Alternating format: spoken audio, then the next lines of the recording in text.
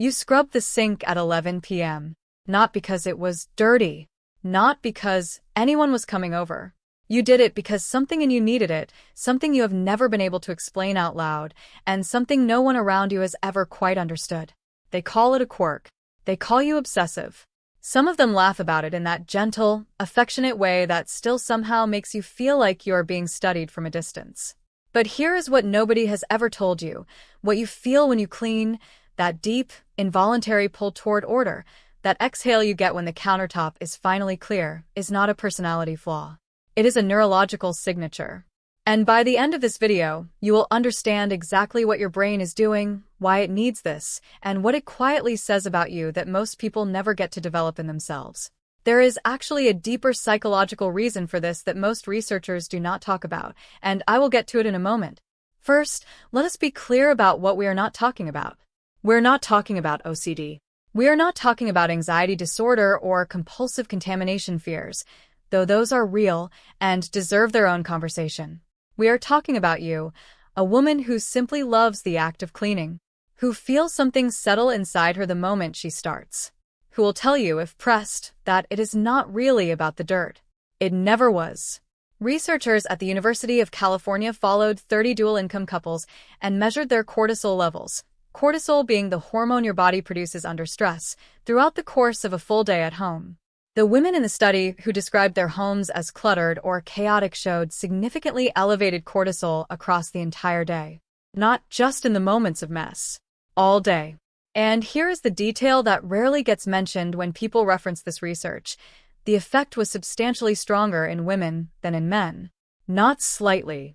Substantially. Which means your brain is literally processing a disordered environment as a low-grade threat in a way that most men around you are not experiencing. The clutter that rolls off him is quietly, physiologically wearing on you. And the cleaning that he calls unnecessary is, for your nervous system, closer to medicine. A published study in the journal Social, Psychological, and Personality Science, conducted by researcher Spike W. S. Lee and colleagues across multiple experiments involving more than 3,000 participants in the UK, the US, and Canada, found that both actual cleaning and even the visual simulation of cleaning measurably reduced anxiety and improved cardiovascular reactivity under stress. The brain did not just feel better. The body followed. Your heart rate, your blood pressure, the way your autonomic nervous system responded to pressure, all of it shifted in the direction of calm when cleaning was introduced. Which means what you have always felt, that particular loosening of tension when you are elbow deep in something that needed doing, is physiologically real. You are not imagining it. You are regulating. But here is where it gets genuinely strange and genuinely interesting. The cleaning did not need to be related to the source of stress to work. You could be stressed about a relationship, or a deadline, or something you cannot name at all, and the act of cleaning something entirely unrelated to that problem still brought your nervous system down. That is not logic. That is not rational problem solving. That is something much more ancient and much more intelligent. Your brain learned, somewhere along the line, that order in the environment equals safety in the body. And it has been running that equation ever since. The question worth asking is, where did it learn that? This is the part that most people completely miss when they try to understand women who love cleaning. The behavior is not really about cleanliness. Not its core. It is about control. Specifically, it is about what psychologists call perceived control, the felt sense that you have agency over your immediate environment, that the world around you is responding to your actions, that you are not helpless inside your own life. And perceived control, research consistently shows, is one of the most powerful predictors of psychological well-being across the lifespan. More powerful in some studies than income, social support, or even physical health. For many women, the earliest experiences of chaos, whether that was a home that was unpredictable, a childhood where emotional safety came and went, a parent whose moods could not be anticipated, or simply a culture that communicated that the world for women is frequently out of their hands, left behind a nervous system that became exquisitely sensitive to disorder. Not broken. Sensitive. There is a difference. The sensitivity is the adaptation. Your brain, faced with early experiences it could not control, found one domain where control was possible. The space around you. The surfaces, the corners, the arrangement of things. You could not control the argument downstairs. You could not control whether you were seen or unseen on any given day. But you could make this corner of the world respond to you. And your brain remembered that. Deeply. Cambridge University philosophers have written about what they call affordance theory in relation to how women process their domestic environments.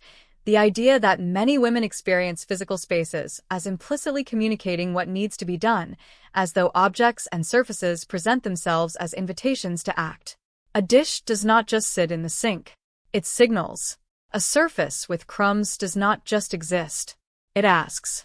Whether this is learned or wired deeper than that is still a matter of real debate.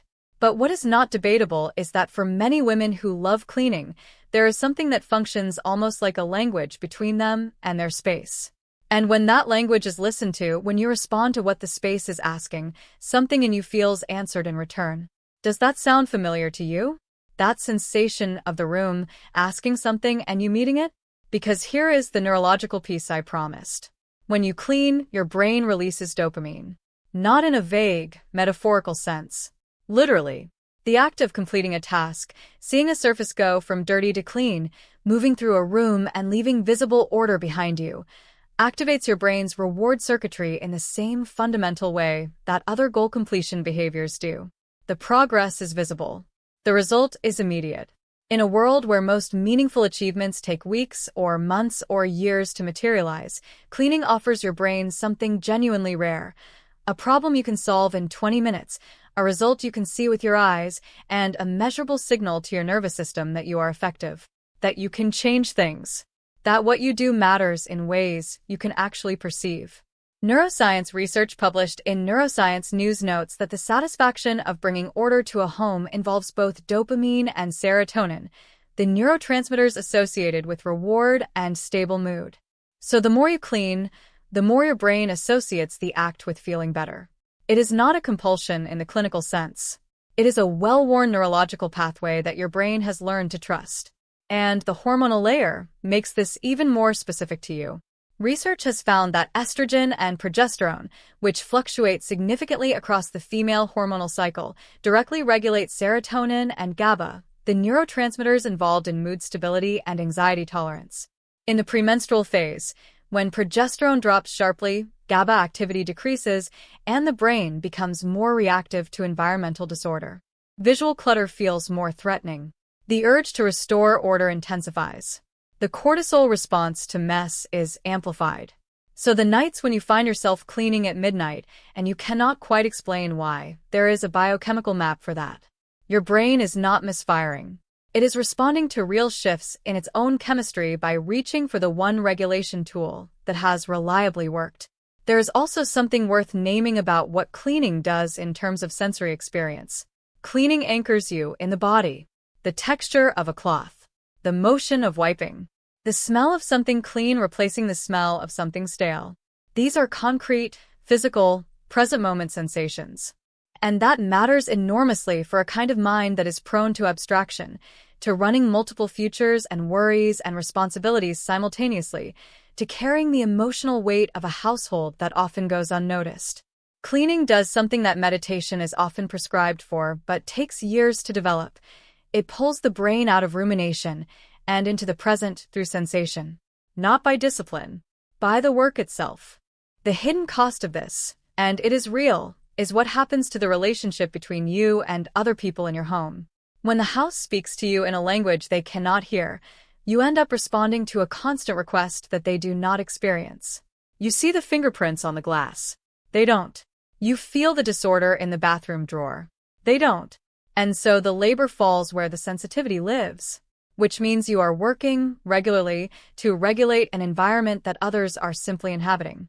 And that asymmetry, that invisible labor that no one asked you to carry but that your nervous system genuinely cannot ignore, can hollow something out over time if it is never named. The exhaustion of it is not weakness. It is what happens when you have been the only one fluent in a language that others have no idea is being spoken. But here is the other side of that same sensitivity. The gift that lives inside the same wiring. Women who love cleaning tend to have an unusually high capacity for noticing not just physical disorder, but emotional disorder. The shift in someone's mood before they have said a word. The dynamic in a room that has changed slightly, but no one has acknowledged. The need in someone else that has not yet been articulated. The same nervous system that cannot unsee the crumbs on the counter is often the same system that catches the thing everyone else missed, that senses the change in atmosphere before it becomes an argument, that holds and tends to the emotional environment of a home with the same invisible care it brings to the physical one. That is not a coincidence. It is the same capacity, expressed in two directions. You were not handed a flaw. You are handed a form of attention so fine-grained that it registers things most people's minds slide right past. The cost of that attention is that it cannot always be switched off.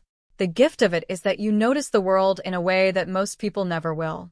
You have probably been made to feel at some point that this part of you is too much, too particular, too focused on things that don't matter. But the research does not bear that out. A 2019 study in Personality and Social Psychology Bulletin found that people who described their homes as clean reported fewer symptoms of depression. Indiana University researchers found that people with clean homes were measurably healthier, not because cleanliness is next to godliness, but because the act of caring for a physical environment is an act of caring for the self. It is a form of agency. It is a form of saying, "This place matters and so do I." The women who reach for a cloth when the world feels unmanageable are not avoiding the problem. They are doing something ancient and intelligent. They are restoring, in the only space they can immediately reach, the felt sense that order is possible, that things can be made right, that their hands have power. In a world that offers women so many messages about what they cannot control, the act of cleaning can be, when it is chosen rather than compelled, a quiet act of sovereignty. You are not cleaning because you have to. Not really. You are cleaning because somewhere inside you, you know that a space held with care becomes a body held with care. That when the surfaces are clear, something in your mind goes clear too. That the particular peace you feel at the end of it, hands still, room quiet, the faint smell of something clean, is not a small thing. It is you regulating a nervous system that is more finely tuned than most people will ever understand. It is you speaking a language that the best parts of you have always known, and that deserves to be understood, not fixed. If this video reached something in you that you have never quite been able to explain, something you have felt for years but never heard anyone put into words, then subscribe. Because this channel exists for exactly that, to show you the psychology underneath the things you have always known about yourself but never had the science to confirm. The next video goes even deeper into the kind of mind that carries more than its share, the psychology of women who feel everything more intensely than the people around them realize. It will hit harder than this one. I will see you there.